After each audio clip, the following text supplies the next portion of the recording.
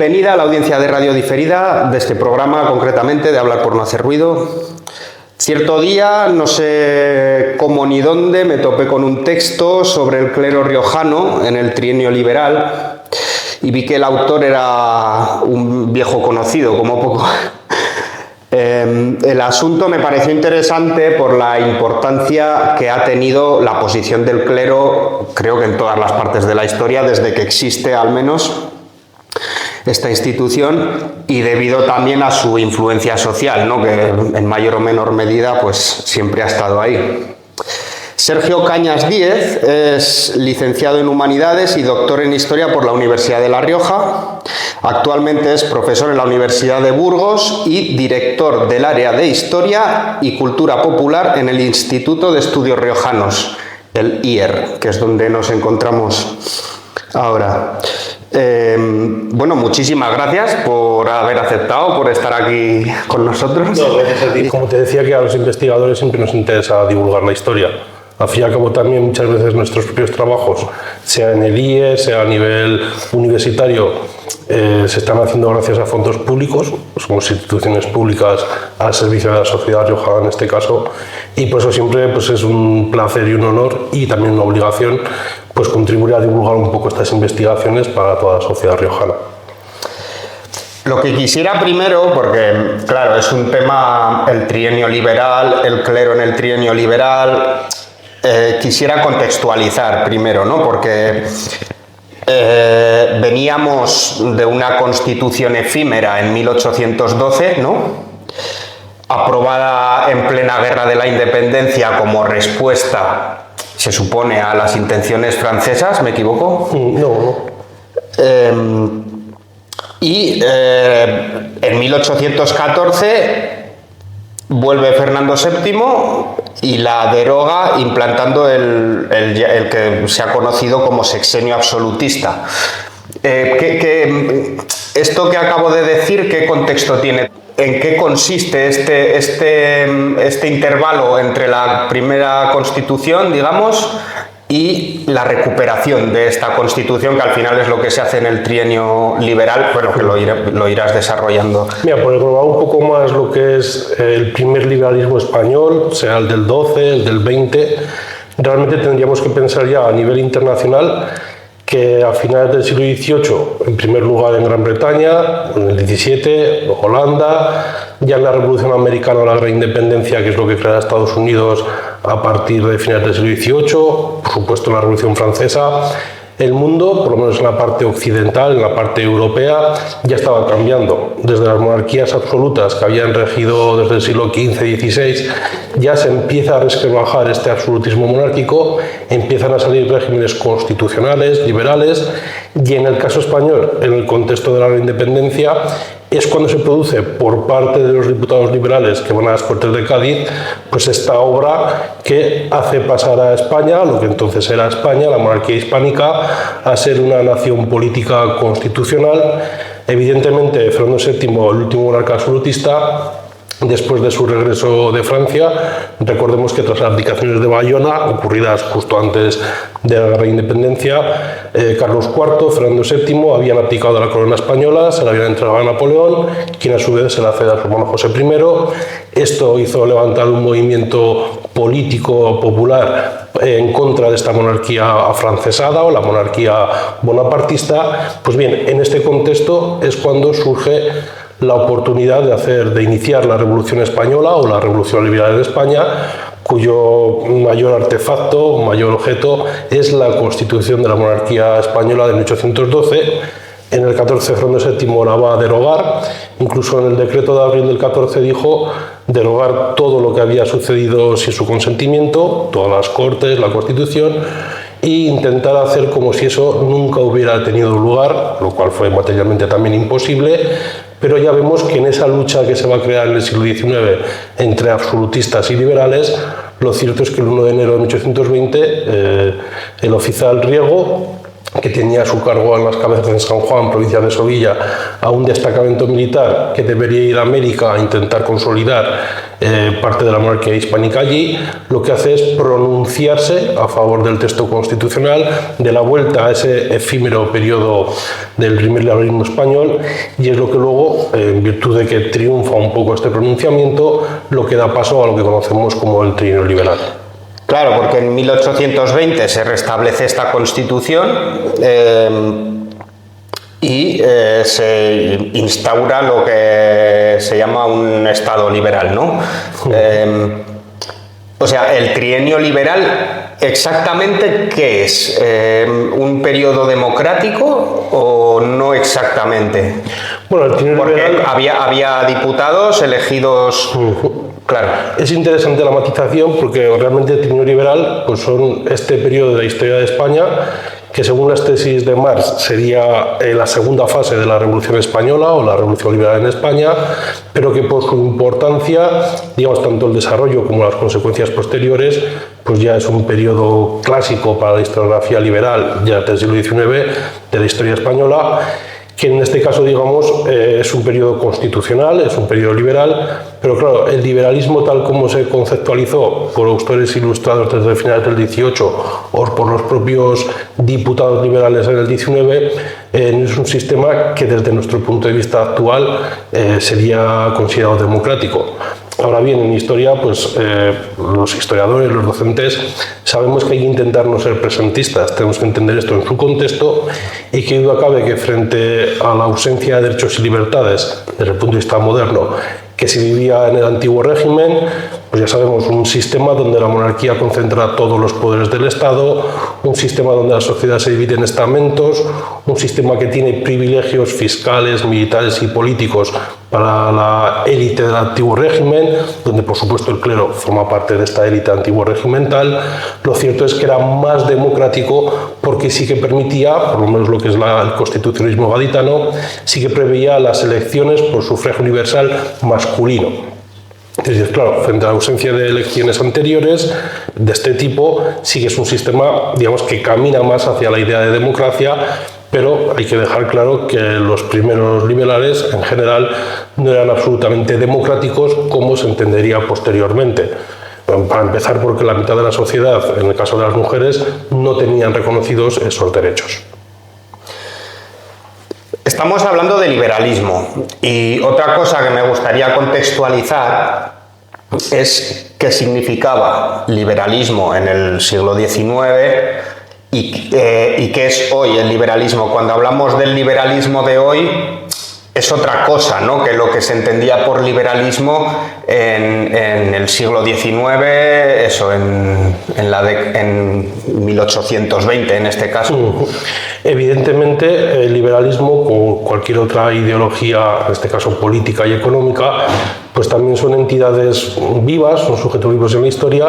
y una cosa es, digamos, ese corpus doctrinal que en primer lugar bebe de elementos ilustrados, como pueden ser las teorías de Locke sobre el derecho natural, el derecho positivo, también coge elementos de autores ilustrados bastante radicales. Pienso, por ejemplo, en Montesquieu, en Rousseau, en Voltaire, que básicamente, por intentar sintetizar sus ideas, lo que están reclamando es un sistema cuya legitimidad no parta del derecho divino. De nuevo estamos introduciendo la religión y el clero en el mundo del antiguo régimen, ahora entraremos que por supuesto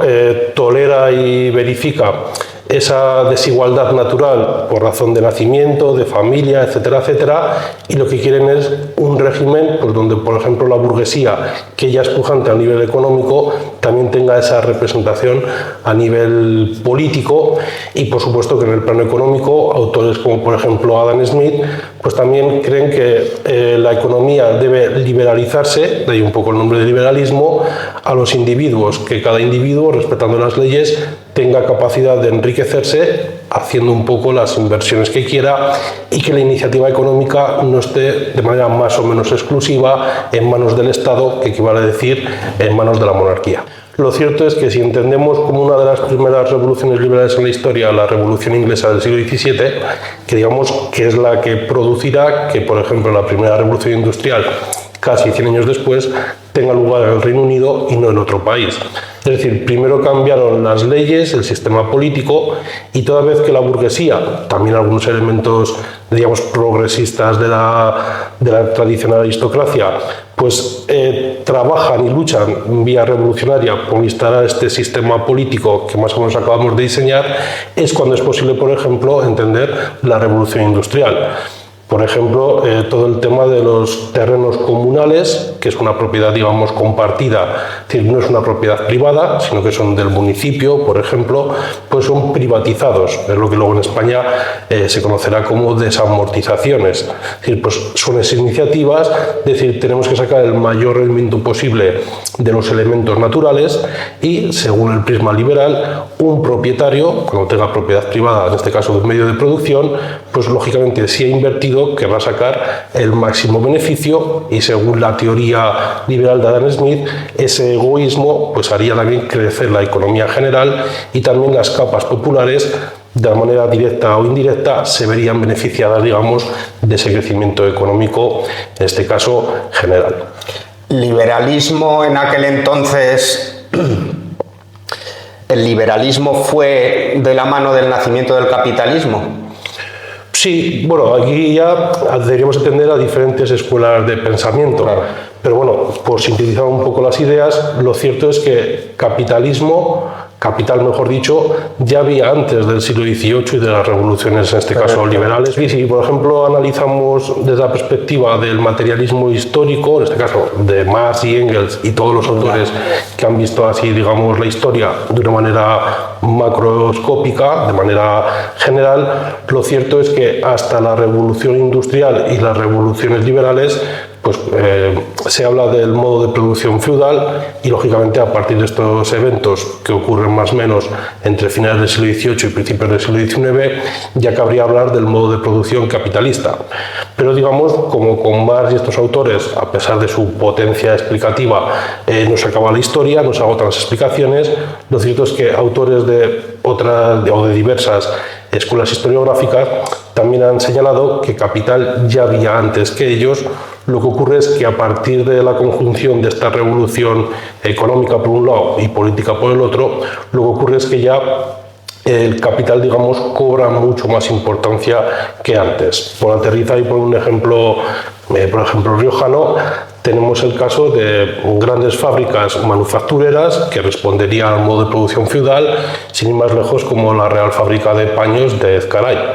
Pues bien, el hecho de que fueran reales fábricas, como hay otras a lo largo y ancho de la monarquía hispánica, indica que es iniciativa del rey. El rey, con los consejos de sus ministros, que recordemos en el antiguo régimen eran nombrados a dedo, pues lo que hacían era decidir invertir en una determinada zona sobre un determinado bien y producción, pero lógicamente se hacía de manera preindustrial, de manera manufacturada. Lo que ocurre después es que ya no solo el Estado, no solo la monarquía, tiene la capacidad de gestión económica, sino que en este caso pues, propietarios industriales pueden adquirir o tener un terreno, pueden decidir invertir ya con máquinas más o menos modernas, no movidas por energía natural, sino aprovechándose de la máquina del vapor, y a partir de ahí, digamos, que son los dueños de la producción, a menos de que paguen los impuestos y el salario que acuerden con los trabajadores. Bueno, por encarrilar un poco otra vez, volviendo al trienio liberal, ¿qué papel tuvo Fernando VII en el trienio? Porque he percibido que en el texto se le nombra como de alguna manera parte activa, o sea que seguía de alguna manera presente. ¿Qué papel tuvo Fernando VII en el trienio? Bueno, lo primero que quería matizar es que en este caso, por ejemplo, el hecho de que España a partir de 1812 pase de ser una monarquía absoluta a una monarquía constitucional, esto no quita todo el poder a la monarquía. En este caso, digamos, todavía el texto gaditano, a pesar de ser un texto muy progresista para su época, a principios del siglo XIX, lo cierto es que todavía dejaba margen de maniobra a la corona, sin ir más lejos, para tener la capacidad de vetar algunos acuerdos que surgieran del Parlamento. Digamos, el Parlamento es el simbolismo, pero también tiene una parte, digamos, activa y eficaz, de donde salen, digamos, los diputados, es decir, las personas que en este caso indirectamente habían sido elegidas por los ciudadanos para representarles territorialmente y también como ciudadanos. En este caso, digamos, ya la corona está previsto en el texto gaditano que tenga, digamos, su cuota de poder, aunque no sea, digamos, tan alta como en el antiguo régimen. Si echamos la vista un poco atrás y nos vamos, por ejemplo, a 1814, los constitucionalistas, los liberales gaditanos, los liberales españoles, estaban deseosos de que Fernando VII volviese a España porque precisamente la revolución liberal se había hecho en su nombre, para, digamos, deslegitimar todavía más la monarquía de José I, como sabemos, de la dinastía de Bonaparte y hermano del emperador de Francia.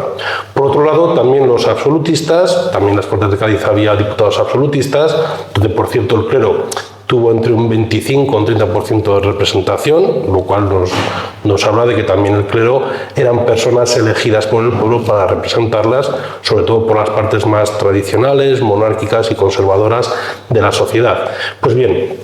lógicamente estos elementos absolutistas también querían que volviese Fernando VII, pero precisamente para derogar la Constitución, como finalmente acaba haciendo. Entre otras cosas, por ejemplo, pues se puede señalar el Manifiesto de los Persas como un texto de que muchos diputados absolutistas, civiles o eclesiásticos, le presentan a Fernando VII para indicarles que ellos no tienen la culpa de alguna manera de los decretos de las Cortes, sino que ellos siempre han intentado, digamos, limar un poco o frenar aquella revolución política que se ha producido en España. Pues bien, después de quitarla, después de 6 años de lo que se conoce historiográficamente hablando como el sexenio absolutista, lo cierto es que cuando Fernando VII se da cuenta, así se lo hace ver también parte de su gobierno, que la situación no solo es el pronunciamiento de Riego, porque no había sido el primer pronunciamiento liberal en el sexenio. De hecho, pues pronunciamientos como el de Espoz-Cimina, ya desde 1814, por ejemplo el de Lacy, Bosch, digamos que ya hay una serie de movimientos en los que, a pesar de que el liberalismo es ilegal, no se puede, digamos, ser liberal, ni se pueden agrupar, ni tener iniciativas políticas, lo cierto es que por la combinación de elementos de la oficialidad militar fundamentalmente, pero también de estos elementos burgueses y liberales, ya el régimen de Fernando VII empezó a ser discutido de una manera bastante determinante. Por eso, digamos, el hecho de que triunfe el pronunciamiento de Riego no solo se debe a la actividad de esta parte del ejército en Andalucía, sino que también, más o menos después de un mes donde muchas ciudades no se habían rebelado, empiezan a notar que en diferentes ciudades importantes como La Coruña, Zaragoza, Barcelona, Bilbao, etcétera, etcétera, esos ecos del pronunciamiento encuentran también reverberancia en el estamento militar, en una parte de él y en parte de la sociedad, y se empiezan a elegir gobiernos revolucionarios que empiezan a adoptar también como modelo político legal la Constitución de Cádiz. Ante esta situación, Fernando VII consulta a su gobierno cómo debe actuar. En principio, lo más factible sería enviar al ejército, como otras ocasiones, para un poco frenar aquel levantamiento, pero lo que le aconsejan es que no haga nada porque se dan cuenta de que no solo es una pequeña facción de la sociedad española, sino que esos ecos están empezando a hacer tambalear su propio reinado. Claro, Fernando VII sabemos que cuando se abrió el Ayuntamiento de Madrid ya en marzo de 1820, digamos, cuando canónicamente el trienio revolucionario da paso a lo que se conoce como el trienio constitucional,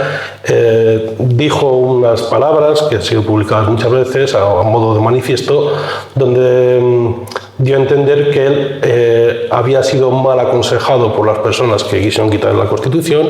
pero que él, como un buen padre en una visión paternalista de la política, si realmente llega a saber que la sociedad quería ese texto, él no tenía ningún problema en reponerlo, y dijo estas palabras tradicionales de marchemos francamente yo el primero por la senda constitucional. Lógicamente la historiografía sabe, y aquí por ejemplo profesores como Emilio Laparra, sobre todo como el gran biógrafo y el último biógrafo de Fernando VII han demostrado, Fernando VII en ningún momento aceptó ese cambio. En secreto pues empezó a escribir a los diferentes tronos conservadores europeos, por ejemplo Francia, es decir, a todas las potencias reaccionarias del Congreso de Viena, pidiéndoles una intervención militar en España para reponerlo en el trono absoluto, aunque digamos no desde primera hora empezó a manifestar esa oposición. resumiendo un poco y condensando la respuesta, desde luego que de manera activa o pasiva, a favor o en contra, el papel de la corona en el trienio liberal fue importantísimo. En cuanto al clero, había varias facciones que antes de empezar a explicar su función sería interesante definir, ¿no? Porque estaba el clero liberal, sí, pero también los absolutistas, que entiendo que eran los partidarios de una monarquía absoluta, ¿no? Los contrarrevolucionarios, realistas, ¿qué diferentes facciones? O sea, los contrarrevolucionarios, ¿quiénes eran dentro de la Iglesia? Bueno, esto es interesante porque autores, en este caso es mi tesis, la que tengo publicada en diferentes artículos, también autores como Solans, de la Universidad de Zaragoza, digamos, están de acuerdo. Muchas veces, también producto de la historiografía liberal y en parte de la marxista posterior, se tiene una imagen, a mi entender, demasiado simplista o reduccionista, en este caso del clero español, y se le encasilla rápidamente como liberal o revolucionario si apoyaron en mayor o menor medida este cambio político, o como un clero absolutista, por ende reaccionario, cuando, digamos, no lo apoyaron o incluso apoyaron, digamos, guerrillas reaccionarias, y es decir, el germen de la contrarrevolución española, que por supuesto, digamos, crearía una guerra civil en el trienio liberal, y además ayudarían a la entrada de los 100.000 hijos de San Luis, este ejército francés que, ayudado por estas guerrillas contrarrevolucionarias, terminaron de derrotar a las fuerzas españolas, a las fuerzas del gobierno liberal. Pues bien, lo cierto es que cuando consultamos los textos, las actitudes, las acciones u omisiones de diferentes miembros del episcopado español o de diferentes iglesias, como puede ser la calzatense, la calagurritana, la logroñesa, la riojana, o de toda la diócesis de Calahorra y la Calzada, que entonces era una diócesis mucho más amplia que la actual comunidad autónoma riojana, lo que, digamos, yo entiendo es que hay que hacer una clasificación que como mínimo tiene tres posturas. Este clero liberal serían actitudes como la del sobrino de Juan Antonio Llorente, recientemente estudiado por el profesor Díaz Morrás, o también, digamos, algunos elementos eclesiásticos que vieron muy bien este cambio político e incluso lo creyeron necesario, no obstante de que también introdujo una serie de reformas muy importantes para la religión y el clero en España. Pues bien, lo podríamos tildar de clero liberal por esta posición. En el lado justamente contrario teníamos a este clero contrarrevolucionario y reaccionario, donde por ejemplo sobresalen las figuras del cura Merino, el trapense y otros, que son miembros del clero que muchas veces ya habían integrado guerrillas patriotas en contra de la invasión francesa a la Gran Independencia, es decir, miembros del clero que no dudan en momentos extraordinarios en acaudillar milicias populares y en tomar las armas para, digamos, combatir mediante la violencia a sus enemigos políticos. Pues bien, en parte este clero lo que va a hacer es también integrar partidas guerrilleras donde ya el enemigo no es un poder extranjero, no es, digamos, un invasor, sino que es el propio gobierno nacional, la propia nación española, constituida por la Carta Magna aprobada en 1812. Pues bien, entre medias encontramos a un tipo de clero que, como creo haber demostrado en mis trabajos, es mayoritario en el contexto de la Iglesia riojana, que es un clero absolutista. Es decir, interiormente es un clero que es partidario de mantener el antiguo régimen, partidario del absolutismo monárquico, pero que en tanto en cuanto Fernando VII ha aprobado la Constitución de Cádiz, forzado por los acontecimientos, y en aras de evitar una guerra civil y un enfrentamiento entre cristianos, pues muchas veces vemos que mantienen actitudes de más o menos tolerancia con las autoridades políticas liberales y que a la hora de sustraerse o intentar limar algún decreto de Cortes que les sea perjudicial para sus intereses de clase o de estamento, pues siempre van a utilizar la ley. Por ejemplo, en el caso riojano de la diócesis de Calahorra y la Calzada, tenemos el caso del de Amprado. Es decir, son personas eclesiásticas que son electas como diputados, en algún caso nacional, en algún caso provincial, y lo que hacen es acudir a las Cortes, por ejemplo, a discutir la supresión del diezmo, este impuesto, digamos, antiguo regimental. Pues bien, en sus actitudes políticas y en sus declaraciones a las Cortes, vemos que son personas que, aunque pretendan combatir la modernidad política y muchas veces, digamos, algunos de sus decretos,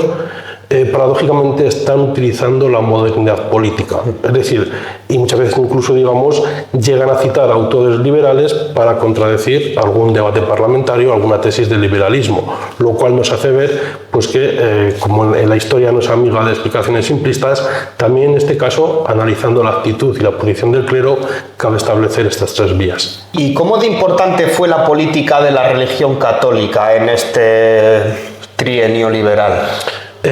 Esto ya es una cuestión, digamos, para mí muy particular, porque bueno, soy especialista o mi tesis doctoral estuvo enfocada a hacer un poco la historia de la Iglesia y a ver un poco estas relaciones entre política y religión, Iglesia y Estado, en la crisis del antiguo régimen y en la primera parte de la Revolución Liberal. A mi entender, no podemos entender todo este proceso político, social, económico y cultural sin tener en cuenta a la Iglesia. La Iglesia, antes de la Revolución Liberal, era como grupo el mayor propietario o uno de los mayores propietarios, en este caso de España. Eran personas que tenían el monopolio cultural a la hora, digamos, de dictaminar lo que es bueno o es malo. También tenemos que entender que la Iglesia regulaba la vida individual y colectiva desde el nacimiento hasta la defunción. Es decir, era un poder muy importante. Lo que ocurre es que la Iglesia normalmente no se veía o no se reconocía como un poder político y social, que sin duda alguna, pues desde la historiografía comprobamos en este caso que lo era. La Constitución de Cádiz de 1812, que es la que se recupera en 1820, era un régimen nacional católico sin libertad de culto. Bueno, así se definía, ¿no? ¿Cómo se compenetraba esto con el liberalismo en el que, claro, la Iglesia lo que temía era perder también poder, pero sin embargo, a la vez que se hablaba de liberalismo, no había libertad de culto? Sí, de hecho, digamos, es una de las excepcionalidades que frente a lo que es el régimen liberal en finales del XVIII, principios del XIX, una peculiaridad que tiene este liberalismo español. Respondiendo un poco enlazando con la anterior pregunta, por supuesto que los liberales españoles querían reformarlo todo y ahí entraba también reformar el papel de la Iglesia. Digamos, cuál iba a ser su situación dentro del nuevo Estado nacional, del Estado liberal, y por supuesto también se les iban a eliminar privilegios, porque no es coherente, digamos, que si todos los ciudadanos, según las teorías ilustradas liberales, son iguales ante la ley, no puede ser que los eclesiásticos pues percibían unos impuestos y no tuvieran la obligación de pagar otro tipo de impuestos. Lógicamente, en este caso, digamos, como síntoma de la poca fuerza liberal en el contexto general, es decir, en las Cortes de Cádiz había una mayoría liberal. Pero lógicamente, aunque esto sea, digamos, una tesis que tendría que estar sujeta a validación científica, posiblemente la mayor parte de los vasallos o de los ciudadanos españoles en esta época de la historia tendrían una mentalidad monárquica, conservadora y católica. Por lo tanto, digamos, los liberales, y ahora lo demostraré, muchos liberales ya sabían que tendrían que contar de alguna manera con el concurso, o por lo menos no granjearse la oposición de la Iglesia. Hete aquí que si una de las grandes críticas que se puede ver en la Revolución Francesa en Francia, también la actitud de la monarquía de Carlos IV frente a la Revolución Francesa. Recordemos que la España absolutista se enfrentó en una guerra contra la República Francesa a finales del XVIII, y por supuesto en el contexto de las Cortes de Cádiz y en el trienio liberal. Lo cierto es que ante esas críticas a veces desaforadas e infundadas de que los liberales, los revolucionarios, eran seres impíos, herejes, casi poco menos que enviados de Satanás, que venían a trastocar el orden natural del mundo, originado según su concepción de historia pues por Jesucristo, lo cierto es que los liberales, muchos de ellos además personas católicas y practicantes, precisamente con este artículo lo que quisieron era zanjar ese asunto y garantizarse el control, pero también la defensa de la Iglesia por parte del Estado. En este caso, digamos, este síntoma de nacionalcatolicismo y de intolerancia religiosa fue, a mi modo de ver, circunstancial, como ya, por ejemplo, Argüelles o algunos de los grandes y famosos oradores y diputados liberales lo sabían. De hecho, por ejemplo, en el contexto del trienio, en algunas, digamos, lecturas de textos intelectuales que pretendían una mayor reforma de la Iglesia, pues muchas veces los diputados, aun estando de acuerdo con esas tesis, eran conscientes de que no podían ponerlas en este momento en marcha porque eso, digamos, les granjería mucho más oposición. Entendamos que, por ejemplo, en la cuestión concreta del diezmo, si los más radicales pedían la abolición de todo el diezmo y finalmente las Cortes del Trienio decretaron el medio diezmo de manera temporal, si este hecho ya granjeó la oposición de buena parte del episcopado español, veremos, por ejemplo, cómo los 200 seminaristas de Pamplona engrosaron las filas de la contrarrevolución, se metieron a milicianos. Pero lo cierto es que ellos preveían que con un cambio de gobierno más radical inicialmente, pues ya todo el clero, la mayor parte de él, se pondría en contra y, lo que es peor, arrastrarían a mucha más masa de campesinos y, digamos, deslegitimarían de alguna manera este elemento. No quisiera acabar también esta pregunta sin mencionar también que ya desde el primer liberalismo de las Cortes de Cádiz, algunos liberales españoles como Blanco White, exiliado en este caso en Gran Bretaña, pues también, digamos, criticaron o señalaron esta deficiencia del liberalismo. Si observamos, por ejemplo, las primeras leyes liberales, como por ejemplo las de Estados Unidos de América, ellos ya empiezan, digamos, los primeros decretos señalando la tolerancia religiosa y la libertad de cultos. Pero lógicamente también el caso americano es diferente, porque en el caso de Estados Unidos, de su origen, allí no tuvieron que derribar a ningún antiguo régimen. Lo que hicieron fue independizarse unas colonias del gobierno británico. En el caso, en este caso, francés o luego español, lo cierto es que aquí, digamos, a medida que se construye el Estado y la nación española, se tiene que eliminar, se tiene que transformar un Estado típico del antiguo régimen. Sobre las relaciones Iglesia-Estado, escribes: para buena parte de la Iglesia, el liberalismo era una teoría falsa que derivaba en una concepción extranjerizante, hereje y antirreligiosa de la vida humana y de la sociedad, porque entregaba al sujeto, que pasaba de ser vasallo a ciudadano, el rol que antes tenía la divinidad como sujeto de soberanía y como legitimación moral de poder. Aquí lo que subyace es un miedo a entregar el poder al pueblo, ¿no?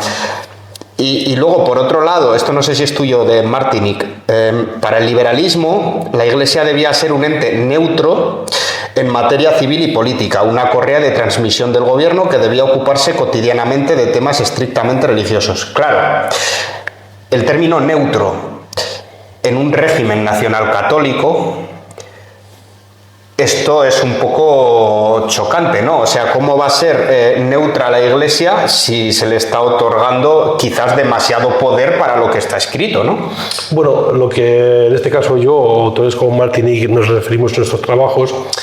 los liberales, en general, lo que pretenden es una separación entre el mundo público, es decir, el mundo político, el mundo del Estado,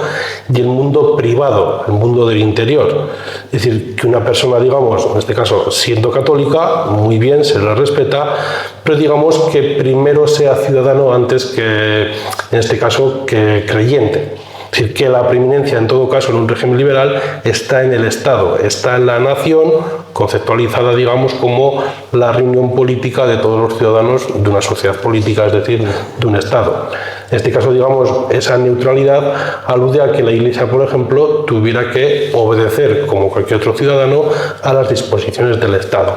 Dentro, por ejemplo, de esta relación que se da entre la Iglesia y Estado en las Cortes del Trienio o durante el Trienio liberal, no entendamos, digamos, que la Iglesia no tendría un papel. Por supuesto que tenía un papel político. La Constitución de Cádiz y los diferentes decretos de Cortes, muchas veces o casi siempre, el gobierno lo que hacía era enviarlo a los obispados para que se leyesen en misa. ¿Por qué en este caso en misa? Porque la parroquia, como también he demostrado en un artículo que se ha publicado este año 2025, la parroquia, digamos, tanto en el antiguo régimen como en este primer liberalismo, era una herramienta sociopolítica de primer nivel que la usaban los absolutistas y la usaban los liberales. La diferencia es que en el absolutismo, debido a esta herencia teocéntrica, los reyes eran reyes, tenían ese poder absoluto por la gracia de Dios. lógicamente en términos materiales es imposible conocer la gracia de Dios y discutirla. Era un elemento que se creía un dogma de fe.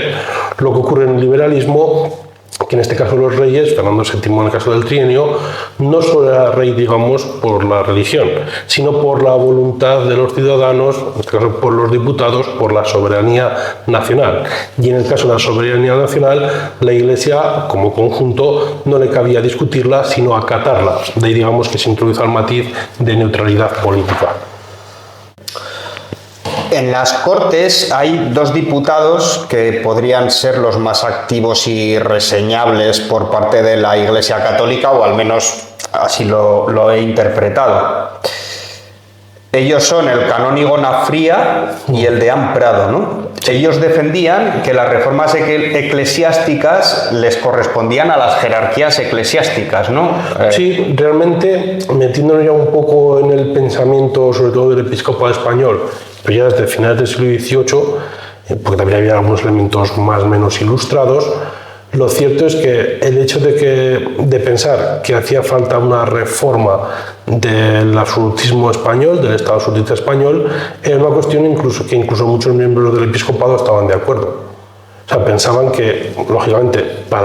en aras de que subsistiera, de que mejorasen las cosas, pensaban de que las cosas no podían seguir siempre igual, que había que introducir una serie de cambios. Otra cosa es de qué tipo de cambios, el alcance, etcétera, etcétera. En este caso, por ejemplo, ante la obligación de tomar medidas por la Comisión Eclesiástica de las Cortes del Trienio, los diferentes gobiernos y parlamentos,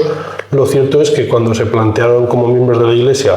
en este caso, introducirse en esos debates parlamentarios, que luego se traducían en leyes y en debates parlamentarios, ellos inicialmente no se mostraron contrarios a dejar igual la situación de las relaciones Iglesia y Estado como en el antiguo régimen.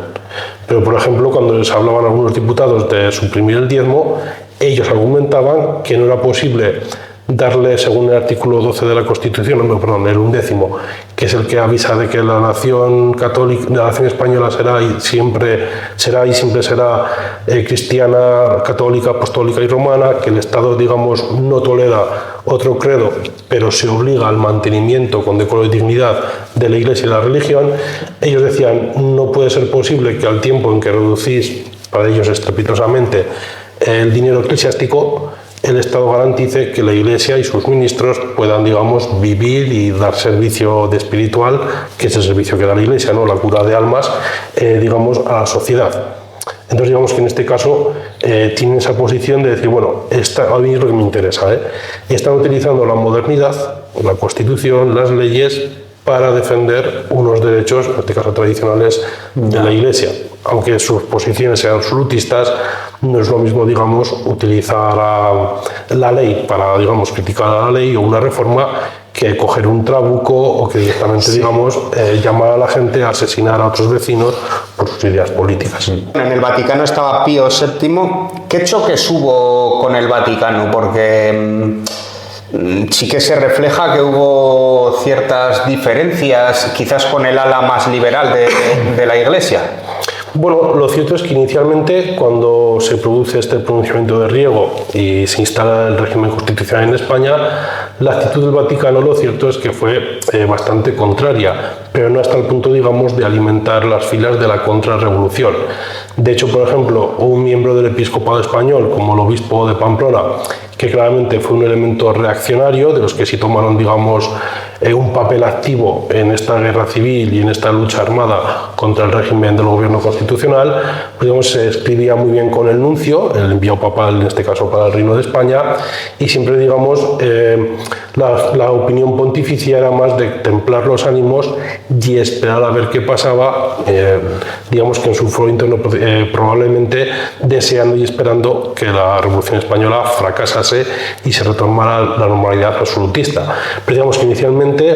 hay esas diferencias, pero no vemos, digamos, mucha actividad contrarrevolucionaria más allá, digamos, de la ordinaria. Lo que ocurre es que a medida que el gobierno español pasa del control moderado y a partir del 22 y sobre todo el 23 al control de los exaltados, con la presidencia de Evaristo San Miguel, lo cierto es que ya directamente por estos tejemanejes, estas posiciones vamos a decir, en principio tibias, aunque en secreto bastante contrarrevolucionarias, el gobierno español decide, digamos, cambiar al delegado nacional, al delegado español, a la Santa Sede. El Papa, la Santa Sede, no lo reconoce y en este caso, digamos, claro, ya con todo el cúmulo de reformas que se habían llevado, lo que decide en este caso el gobierno español es romper de relaciones diplomáticas con la Santa Sede, lo cual, digamos, pues dio muchas alas a estos miembros radicales absolutistas para demostrar que evidentemente para ellos el liberalismo era incompatible con la Iglesia. Dicho de otra manera, expresado como luego diría Pío IX ya en la segunda mitad del XIX, desde el punto de vista contrarrevolucionario era incompatible ser católico y ser liberal. Lógicamente para los liberales no había ningún tipo de incompatibilidad. Hay una pieza que parece importante en forma de persona en el clero riojano, que es Anastasio Puyal, ¿no? ¿Por qué está, o sea, por qué es tan importante? Porque es al que más, como persona concreta, es al que más se le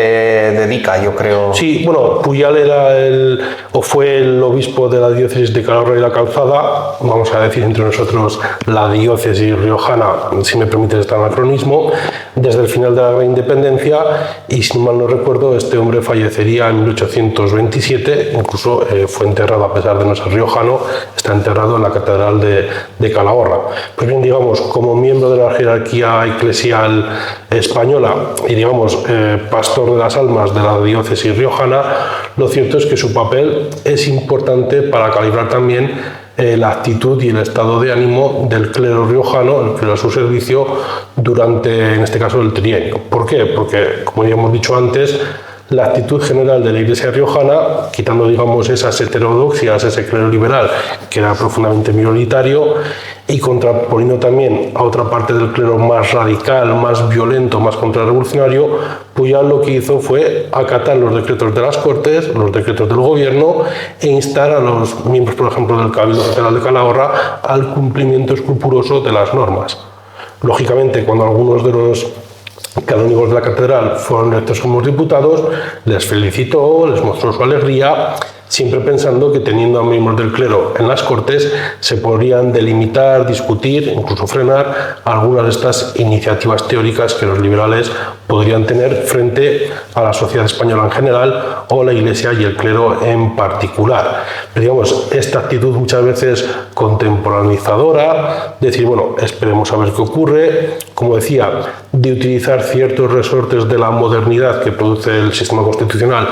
para combatirlo de alguna manera o frenarlo, pues digamos es importante para entender por qué en general la Iglesia riojana no fue excepcionalmente combativa. Pero ahora bien, ya hemos dicho antes que la diócesis de Calahorra y la Calzada no solo afectaba a la provincia de La Rioja. Hasta el concordato de 1851, lo cierto es que esta diócesis abarcaba toda la vicaría de Bilbao, es decir, parte de Vizcaya, la vicaría de Álava, es decir, la provincia de Álava, algunas iglesias también de Guipúzcoa, en menor medida también algunas iglesias de Soria, Burgos. Entonces, es decir, era un territorio apostólico mucho más grande, y aquí sí, en toda la diócesis vemos, por ejemplo, como en zonas de Álava, en zonas de Navarra, el clero diocesano era mucho más activo. Por ejemplo, las primeras guerrillas, los primeros movimientos violentos contra las revoluciones del trienio en la diócesis de Calahorra están liderados por el párroco de Amurrio, el párroco de diferentes localidades vascas, también de Navarra, digamos, que están integrando y están dirigiendo a un cuerpo de tropa, a unos milicianos, en forma de guerrilla para hacer la guerra y terminar con el dominio del gobierno constitucional. Pues bien, esta actitud guerrillera y contrarrevolucionaria frente a la actitud absolutista en el fondo, pero bastante menos combativa en la forma, es lo que un poco nos explica estos tres estados, digamos, anímicos y políticos del clero en general en España y en concreto en nuestra provincia, en La Rioja. Claro, él tuvo trabajo en cuanto a contención de su parroquia, porque, por ejemplo, voy a decir lo más reseñable, sobre todo antes de la Guerra Civil, porque claro, una vez estalla la Guerra Civil se puede esperar cualquier cosa, ¿no? Pero en marzo de 1820 hubo un acuerdo entre el clero riojano y los ayuntamientos porque se querían repetir los actos de la publicación de la publicación solemne de 1812, ¿no? De la Constitución. Al recuperar la Constitución querían repetir esos actos. ¿Y qué pasa, no? Porque digamos que hay vicarios díscolos a los que Pujal les tiene que escribir y... Sí, como una manifestación, digamos, y una demostración de lo que estaba comentando, de esta tesis historiográfica. Lo cierto es que ahí vemos, por ejemplo, que tienen obligación todos los miembros del clero a hacer pública, es decir, a leerla, a jurarla, a darla a conocer a todos los miembros de las sociedades. Y recordemos que clero y parroquias hay en todos y cada una de las ciudades y pueblos de la nación o la monarquía hispánica, depende de cómo queramos conceptualizarla en esta época de la historia. Pues bien, en el caso de Calahorra, lo que se hizo, la Iglesia tendía a hacerlo, miraban los acuerdos de la anterior vez, que están recogidos en lo que hoy en día son los archivos, y tendían a repetir pues lo que se había hecho, es decir, leer las mismas lecturas, seguir un poco los mismos ritos, pues para no complicarse y para no pronunciarse en materia política, pero aquí ese cierto matiz de neutralidad. Pues bien, en este caso repasaron los acuerdos del Cabildo de 1813 para ver lo que se había hecho y se dispusieron a repetirlas, y que algunos canónigos, en este caso algún vicario también, pues que se dedicasen a leer la Constitución, un poco, digamos, legitimar el cambio político revolucionario y dar a entender a todo el pueblo, que en este caso para Calahorra, pero también para estas zonas, que no había incompatibilidad entre ser católico, ser liberal, ser monárquico, etcétera, etcétera. Pues ve aquí el canónigo tutor, junto a otros dos compañeros del Cabildo Catedral de Calahorra, lo que hicieron fue negarse. Es decir, vemos ahí un síntoma, una resistencia a transigir con el cambio político. Pero cuando vemos esas negaciones y también la actitud del obispo, pues vemos un poco cómo, siendo contrarrevolucionarios, hay diferentes sensibilidades. En este caso estoy hablando de memoria, pero bueno, para eso publicamos los trabajos, para no tener que acordarnos de todos los datos. Lo cierto es que inicialmente se negaron, el Cabildo Catedral, a cargo de un deán, de un presidente, que por cierto sería Prado, el que luego fue elegido diputado a las Cortes del Trienio, pues digamos les convinó, porque uno de los votos de todos los eclesiásticos antes y ahora es la debida obediencia, en este caso a las autoridades, eclesiásticas. Bueno, ellos argumentaron que si bien tenían que hacerlo el clero, cosa que no se oponían, ellos no entendían por qué les tocaba hacerlos a ellos. Un poco decían, no quiero hacerlo yo, que la otra persona. Bueno, aquí el deán dijo, no, es un acuerdo del Cabildo, os hemos ordenado que lo hagáis vosotros, tenéis que hacerlos. Pero estas personas, digamos, siguieron resistiéndose, y en último término, para no dejar, en este caso a la Iglesia calahorritana, en mal papel frente a las autoridades políticas españolas o provinciales, todavía de la provincia de Soria, hasta que se dirigieran a la provincia de Logroño, antecedente de La Rioja, lo cierto es que, en este último caso, escribieron al obispo para informarle, y el obispo les reconvinó, pero sí, de una manera muy paternalista, porque a la Iglesia en general, o a Pujal en particular, tampoco les interesaba que estas resistencias se hicieran públicas, digamos ya por la prensa, en virtud de los decretos de Cortes de Cádiz retomados en el trienio de dejar libertad de imprenta. Nos interesaba que los miembros del liberalismo más radical, o digamos los más críticos con la posición de la Iglesia, aireasen estas resistencias que hicieran todavía más duras, digamos, las medidas eclesiásticas del gobierno liberal. Y creo que todavía en 1820 llega un avance histórico, que es el fin de la Inquisición. Sí, las Cortes de Cádiz ya había, bueno, para hacer un poco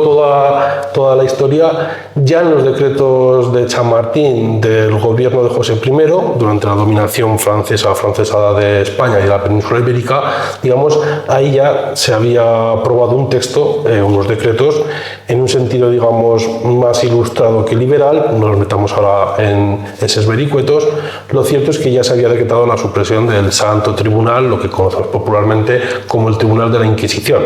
Pero como el gobierno josefino término, digamos, estuvo tan contestado y tuvo tan escasa implantación, porque estaba en una guerra de conquista o de resistencia, pues digamos, no se llegó a tocar en gran medida. Lo que sí ocurre es que las Cortes de Cádiz, entre esos decretos y esas reformas, también decretaron a favor de la libertad de imprenta, mutatis mutandis, un equivalente a lo que hoy decimos libertad de expresión, en este caso libertad de periódicos, de que las personas pudieran expresar sus opiniones políticas a través de un medio como la imprenta. Lo cierto es que aprobar esto ya equivale a suprimir la Inquisición, porque no hay, digamos, un órgano supraestatal, pero digamos muy ligado al seno del Estado absolutista, que pueda, digamos, decir lo que se puede imprimir, lo que no, y por supuesto que pueda perseguir a las personas que han impreso una noticia, una opinión política, sea el tema que sea, por contravenir las doctrinas eclesiásticas católicas, encima entendidas desde un punto de vista bastante conservador. En este sentido, las Cortes del Quirinio lo que hacen es renovar, volver a poner en vigor aquel decreto. Y de hecho, bueno, una cosa más o menos curiosa, algunos elementos del episcopado liberal, que también lo sabía, como el obispo de Mallorca, un obispo, por cierto, riojano, aunque estuviera haciendo su servicio en Mallorca, tras enterarse del decreto, no solo, digamos, verificó en su diócesis el fin del Tribunal de la Inquisición, sino que incluso dio pie, digamos, a quemar y demoler los edificios y los archivos que tenían que ver con la Inquisición, para ver un poco, digamos, que su apoyo era unánime, lo cual lógicamente esta acción tan revolucionaria pues fue celebrada y aplaudida por buena parte de la prensa liberal, donde decían, este es un modelo de obispo que la nueva España, o que España, digamos, en términos literales, necesita, y no tanto estos elementos contrarrevolucionarios. Bueno, un poco de instrumentalización, claro, como se suele hacer, ¿no? Digo, por parte de los liberales, bueno, pues aquí está el ejemplo de lo que tiene que ser la Iglesia, ¿no? En este caso tenemos que entender que en estos primeros compases de la modernidad, para el caso español en este caso, la instrumentalización y el debate político es consustancial a un régimen moderno, constitucional, que más o menos pueda ser tratado de democrático, tanto en el sentido de cómo lo conceptualizaban entonces, que no es democrático como nuestros días, o digamos a día de hoy, bueno, la gente tiene derecho a utilizar la realidad y argumentarla de tal manera que luego ante una votación pues lleve de manera sofista al apoyo de la mayor parte popular. Claro, hablabas del fin, de que con el fin de la Constitución, que casi la libertad de imprenta era de facto el fin de la Constitución, decías. De Inquisición. Perdona, de la Inquisición, he dicho la Constitución. Es que hay el defecto profesional de matizarlo todo. He dicho la Constitución, sí, no, pero haces bien en corregirme, debes corregirme. Para confundir a las personas. No, por supuesto, que mezclo conceptos. Pero, claro, el fin de la Inquisición, vale. Pujal advertía, aún así, que según la ley, bueno, algo muy característico de la Iglesia Católica, al menos mientras ha tenido poder, en España hasta el último cuarto del siglo XX, que subsisten en su fuerza y vigor las prohibiciones sobre lecturas de libros de mala doctrina, ya atentasen contra la fe como contra las buenas costumbres. Los escritores que a juicio de los lectores contengan alguna proposición que se oponga a la doctrina de la Iglesia o sea perversa a las buenas costumbres fueran denunciados, o sea, serán... Claro, bueno, una cosa que puede resultar chocante para quien esté versado un poco en historia contemporánea de la Iglesia, cuando hablamos de la supresión del Tribunal de la Inquisición, nos referimos en la nación española, en España. Todavía a día de hoy, en el Vaticano, existe el tribunal, digamos, el Tribunal de la Inquisición. Lo cierto es que en el caso español era, digamos, más allá de que su actividad eclesiástica decayó muchísimo en el siglo XVIII, es decir, la Inquisición, ya a partir del estallido de la Revolución Francesa, funciona mucho más como una policía del pensamiento político. Es decir, está para perseguir escritos ilustrados, liberales, etcétera, etcétera, dejando un tanto de lado ya asuntos culturales. Lo que ocurre tanto en la Constitución de Cádiz como en el Trino Liberal es que cuando se acaba o se termina con el Tribunal del Santo Oficio, con la Inquisición, la monarquía, digamos, el Estado, transige en dejarles instalar unos tribunales de censura, que es a lo que Pujal se refiere en este texto. Es decir, no todo vale. Una cosa es que no te vayan... Legalmente, para ser español, legalmente por la Constitución, tienes que ser católico, no puedes ejercer otro credo. También es que decir que es que apenas habría manifestaciones, nunca se puede generalizar en la historia, pero es que el 99,9% de los ciudadanos españoles eran católicos. Por lo tanto, tampoco habría inicialmente muchos problemas. Digo estas aclaraciones y estas matizaciones para entender también que un poco lo que hacen es asegurarles a la Iglesia de que no se van a permitir escritos indecorosos. Es decir, escritos, como ya había escritos, digamos, un tanto extraordinarios, bueno, escritos que hicieran mofa, que un poco ridiculizasen o hiriesen lo que diríamos los sentimientos religiosos, les aseguraban de que el Estado no permitiría todo, sino que aquellas obras indecorosas pues, podrían ser denunciadas, pues como ocurre en cualquier sistema democrático que garantice la libertad de expresión. Cualquier persona, cualquier ciudadano de un Estado libre y democrático tiene derecho a emitir sus opiniones políticas o de cualquier tipo por los canales que estén dispuestos, pero eso, digamos, no puede inculcar o delimitar la libertad de otro ciudadano. Es que también, digamos, por rescatar estas ideas que decíamos de este papel contemporaneizador, un tanto absolutista por un lado de Pujol, yo creo que Pujol ahí se lo advierte al clero a su servicio un poco para intentar controlar esas muestras de levantamiento o resistencia. Es decir, nos quitan la Inquisición, lo acatamos mal que nos pese, pero cuidado. No todo vale contra la Iglesia y todavía tendremos este mecanismo, los tribunales de censura, para que cuando alguien nos insulte o diga algo que a nuestro juicio nos está fastidiando nuestros propios derechos y la propia Constitución, pues podremos denunciarlo a los tribunales, pues como cualquier otro ciudadano. 1820 es un año de, algunos roces con los formalismos en cuanto a las procesiones, a la petición de las procesiones, tal. Pujol sobre todo quiere evitar una guerra civil, ¿no? Y pues 1820 en general no hubo grandes problemas, ¿no? Pero llega 1821 y ¿qué pasa? Ahí empieza a haber alguna revuelta, ¿no? Sí, decimos, Pujol inicialmente lo que dice a todo el clero a su servicio. Lo cierto que en La Rioja ya decimos que la situación está bastante tranquila frente, por ejemplo, al territorio alavés, al de Navarra, sobre todo a la zona de Pamplona y la zona norte, también otras zonas de España que no es menester, digamos, como Cataluña, delimitar. Lo cierto es que ya, por ejemplo, en el contexto más próximo, contexto diocesano de Calahorra y la Calzada, ya decimos que es en Amurrio y en Salvatierra, donde miembros del clero y miembros, digamos, de la aristocracia del antiguo régimen, pues acaudillan partidas y las levantan en contra del gobierno constitucional. Todas estas partidas rápidamente, en un plazo razonable, entre la Milicia Nacional, es decir, este cuerpo revolucionario compuesto por ciudadanos que prevé el sistema constitucional español, junto al ejército español. Lo cierto es que el ejército profesional lo que hacen, digamos, es derrotarles militarmente. De hecho, la contrarrevolución del trienio sí que fue capaz, digamos, de poner siempre en jaque a las autoridades, no llegó a ser exterminada totalmente, o no en todas sus partidas, pero lo cierto es que jamás tuvieron potencia de fuego real para derrotar al gobierno español y torcerle el brazo en este pulso guerra civilístico. Pero, no obstante, sí que es interesante ver cómo a partir del 21 ya se levantan estas partidas. El propio Pujol, digamos, escribe 2 pastorales para evitar la guerra civil, un poco reconducir a los miembros del clero y al pueblo diocesano que está bajo su autoridad, en este caso eclesiástica, pero muchas veces vemos que también en estas pastorales también el gobierno, digamos, le está impulsando a hacerlo. Hay autores que consideran que él ha sido obligadas. Yo en este sentido no creo que esté demostrado ello. Creo que verdaderamente él quería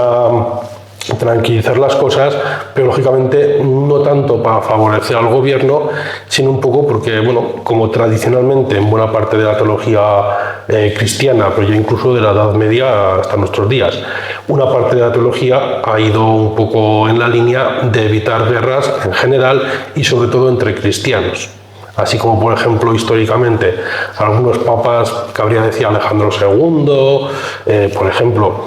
sí que hablaron de legitimar la guerra contra otros credos, por ejemplo, en el tema de las cruzadas, sin ir más lejos, pues entre reinos cristianos, claro, estos el que haya una guerra entre cristianos, sea por los motivos que sea, desde el punto de vista de este obispo, un obispo mayor, una persona, digamos, bastante tradicional en el sentido del antiguo régimen, pues el hecho de que cristianos, ciudadanos, paisanos, se matasen, luchasen entre sí, era algo también a evitar, y de ahí, por ejemplo, que yo piense que verdaderamente en estas pastorales hay algo de veracidad, de que Pujol quería un poco evitar problemas mayores, sin perder de vista también que en ese evitar problemas mayores quería evitar una radicalización de las posturas del gobierno y que los ataques, o lo que creían que eran ataques o reformas eclesiásticas, se endurecieran todavía más. No olvidemos también que en España, parte del clero, siempre tenía muy presente los males que acarreó la violencia política, que acarreó la Revolución Francesa, y sobre todo también que venían en este caso estos actores políticos, de 6 años de una guerra cruel, una guerra devastadora en términos sociales y económicos, como fue la Guerra de la Independencia. Bueno, en 1822 siguen las revueltas, ¿no? Y en el 23 pues cae, ¿no? Sí, realmente, digamos, aunque también en este moderantismo que orientó buena parte de los gobiernos del trienio españoles, hemos explicado el porqué. Otra razón también para explicarnos el porqué de su moderación venía del hecho de no querer alarmar a ninguna otra potencia extranjera.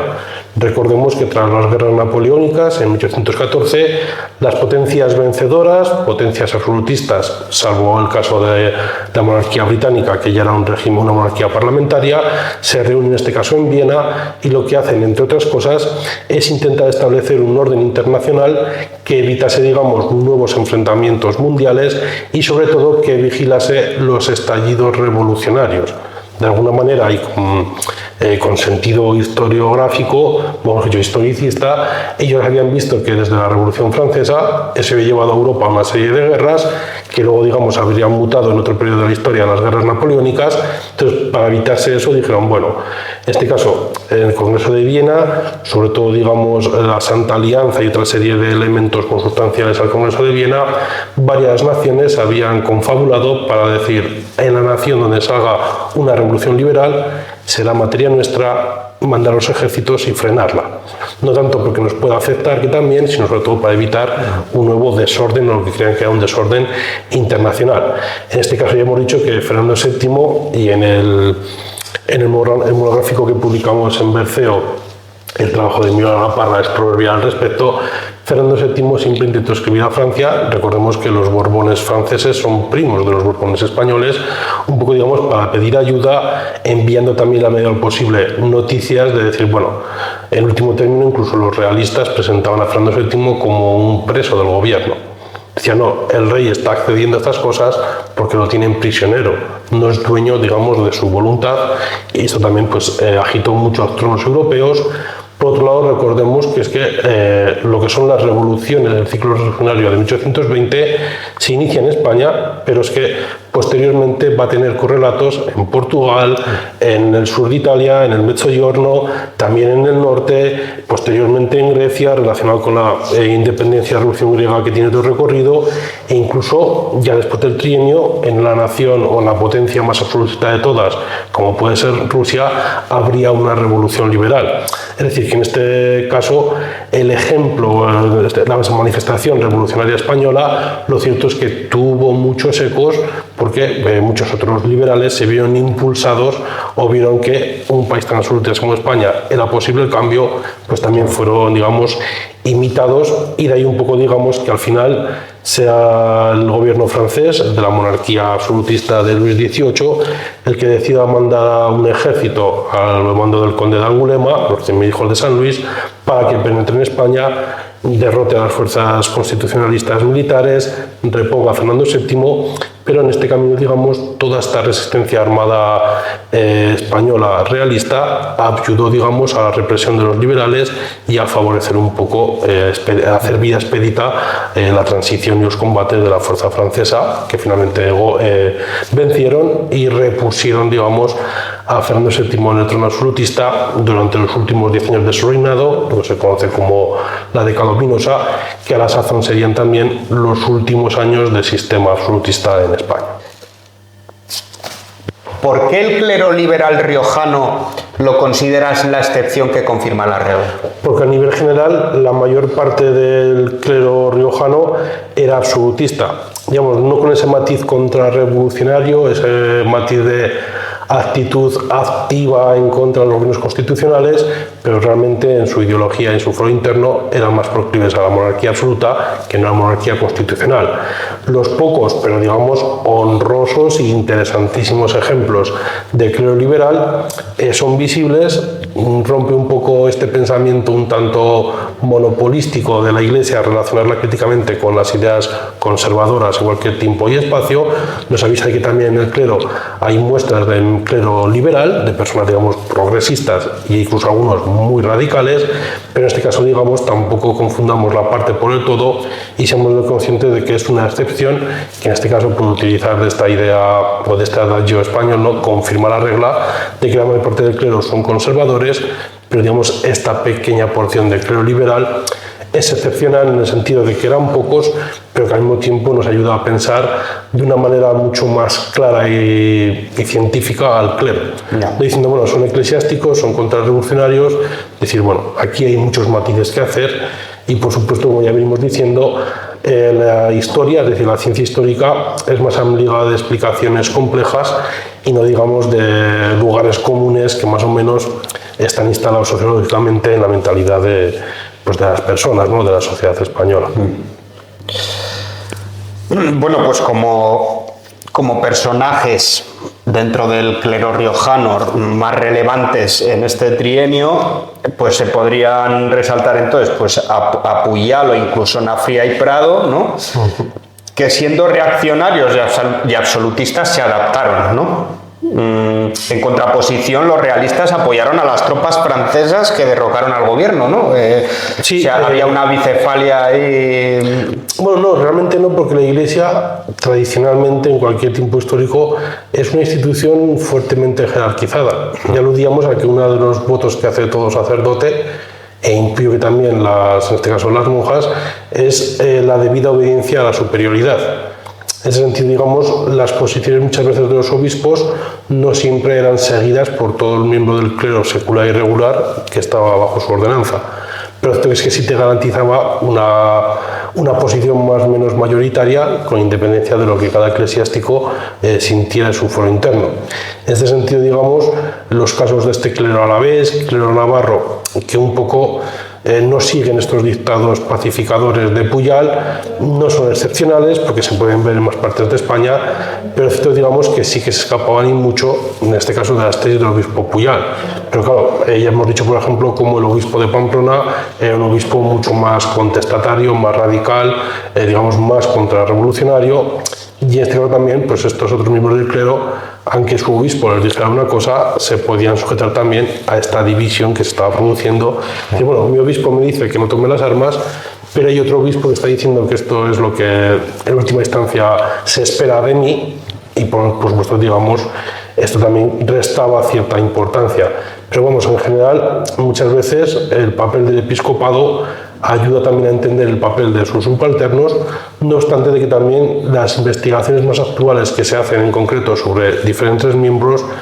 matizan también un poco esta idea, porque no somos tan ingenuos de pensar que toda una comunidad, en este caso eclesial, pues piense lo mismo que el obispo, que es del que nos llegan los textos y las figuras más gobernantes en este caso. Bueno, pues para acabar,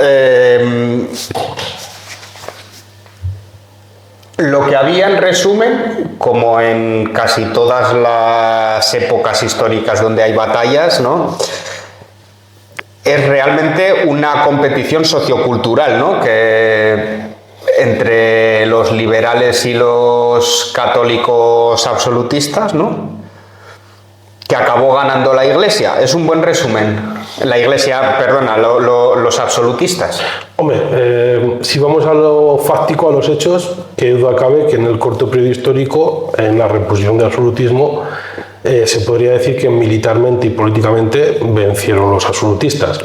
Muchas veces, por una cuestión, digamos, de formación profesional, pues yo creo que los historiadores en general, no soy yo quien habla por boca de todos, pero sí he tenido buenos maestros, digamos que utilizar términos como victoria o fracaso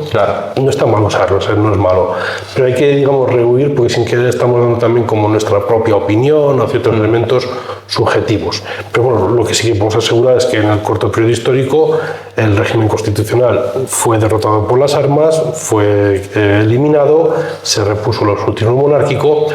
pero lo cierto, y de ahí también la importancia del trienio, a pesar de ser solo 3 años de historia, que en esta construcción más a medio y largo plazo histórico de sustitución del antiguo régimen por un régimen liberal,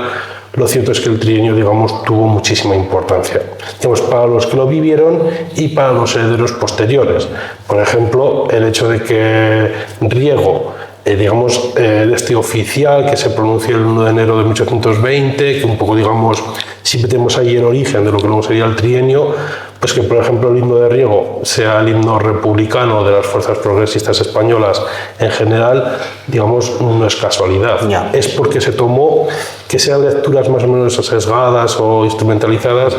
porque por supuesto lo son, ya se hay en otro costal. Lo cierto de que esos elementos pervivieron en la cabeza de muchas generaciones de españoles liberales, progresistas, posteriormente, digamos, incluso socialistas, republicanas, digamos, como para encontrar sus orígenes. Todo ese pozo social, se podría decir, que a las siguientes generaciones, que